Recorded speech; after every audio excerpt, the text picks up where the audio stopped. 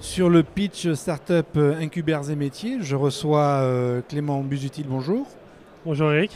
Vous êtes directeur général de Neuronext et puis Marie, la patronne de l'incubateur qui va un petit peu nous décrypter aussi votre parcours.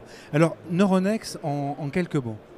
Neuronext, c'est une entreprise qui développe une solution matériel logiciel qui permet à tout un chacun de montrer un geste à un bras robot pour que grâce à l'IA, le geste soit répété par le robot avec prise en compte de la variance de manière intelligente. Comment vous est venue cette idée ?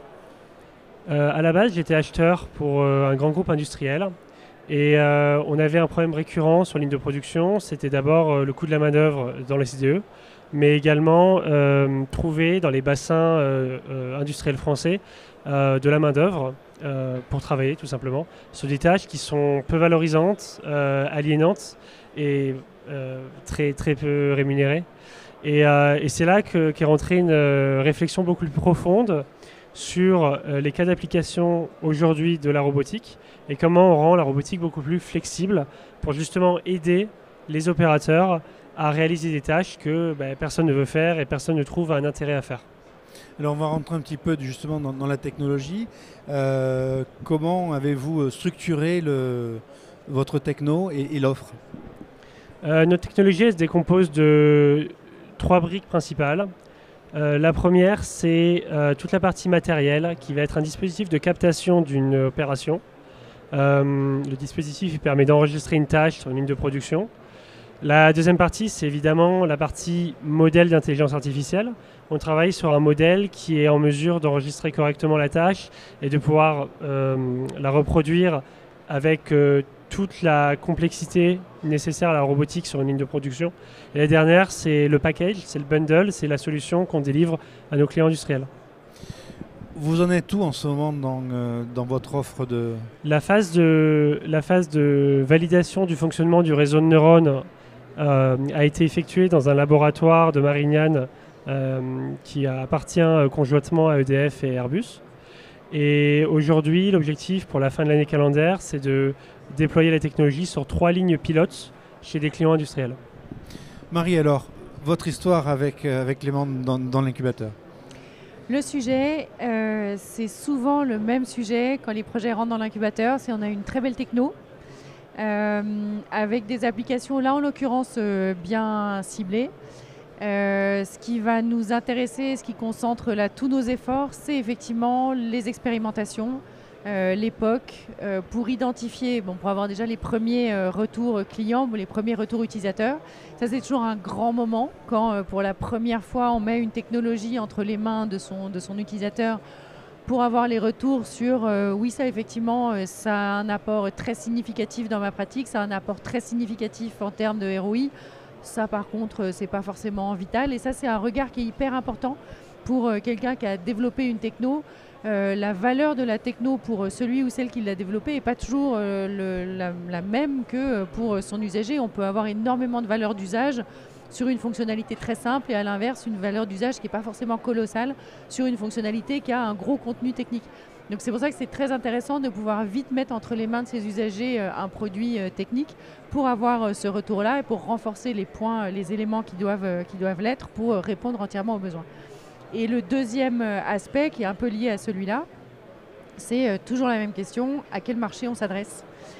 Quel est le segment ou le sous-segment ou le sous-sous-segment de marché pour lequel ce produit va faire particulièrement mouche, c'est-à-dire celui où on saura vendre le plus rapidement, celui où on saura optimiser les efforts commerciaux, c'est-à-dire où pour un minimum d'efforts commerciaux, on sait qu'on va avoir un cycle de vente le plus court possible et le maximum de retour sur investissement sur la partie commerciale. Ça, c'est les deux gros sujets, effectivement, bien identifier la valeur de la techno et sur quel segment de marché on va positionner son produit.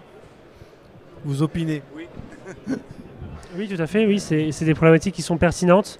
Aujourd'hui, effectivement, il y a un passage d'une techno qui fonctionne effectivement en laboratoire. Et tout l'enjeu, c'est de comprendre comment on va s'intégrer dans un univers qui existe déjà, qui est très normé, qui est celui de la robotique. Vous êtes en levée de fonds ?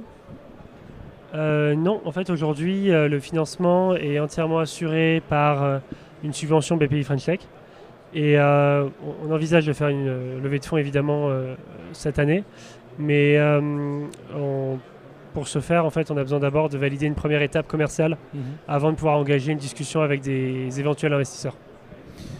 Vous visez quel type de marché aujourd'hui? Il y a 3 principaux marchés qui relèvent d'une importance où il est très pertinent en fait, de développer une solution qui va aider en fait, de déployer de la robotique flexible. Tout d'abord, il y a l'agroalimentaire. C'est un vrai sujet parce que l'agroalimentaire est finalement très peu robotisé parce qu'on est sur des changements de ligne très fréquents. On va aussi avoir tout ce qui est l'industrie du luxe en France, qui est quand même un gros pourvoyeur d'emplois, encore avec beaucoup de main-d'œuvre, et la cosmétique. Si vous devez donc vous projeter dans les années à venir, comment vous la voyez, Neuronext? La première étape, c'est d'abord de quitter le mode où on va réaliser l'intégration complète de la solution chez le client industriel. Il faut savoir que dans la robotique, il y a des prestataires dédiés qui s'appellent les intégrateurs robotiques qui se chargent d'intégrer des solutions comme la nôtre. Et à terme, c'est en effet de construire cette confiance auprès de l'écosystème pour que la solution puisse être vendue par un tierce. Marie, vous vouliez... Effectivement, pour nous, l'objectif de l'incubation, c'est ça, c'est qu'en sortie d'incubation, on sache très exactement quel produit on va proposer à qui dans la chaîne de valeur. C'est-à-dire, est-ce que le client, c'est l'utilisateur final? Pas forcément. Est-ce que le client, ça va être un intégrateur robotique?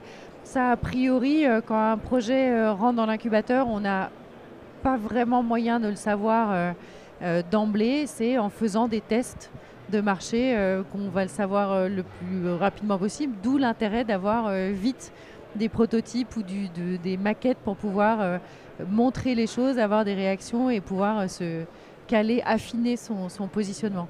Que vous aura apporté l'incubateur dans votre histoire? Pour les premières étapes, jusqu'à présent, il y a eu beaucoup de discussions structurantes sur comment positionner la technologie sur le marché. Évidemment, c'est encore work in progress. C'est plus sur cette partie étude de marché qu'il y a eu aujourd'hui un travail qui a été réalisé. Je vous remercie donc beaucoup pour cette intervention et on se donne rendez-vous donc l'année prochaine pour avoir des nouvelles de Neuronext. Je vous remercie Eric. C'est moi. Merci.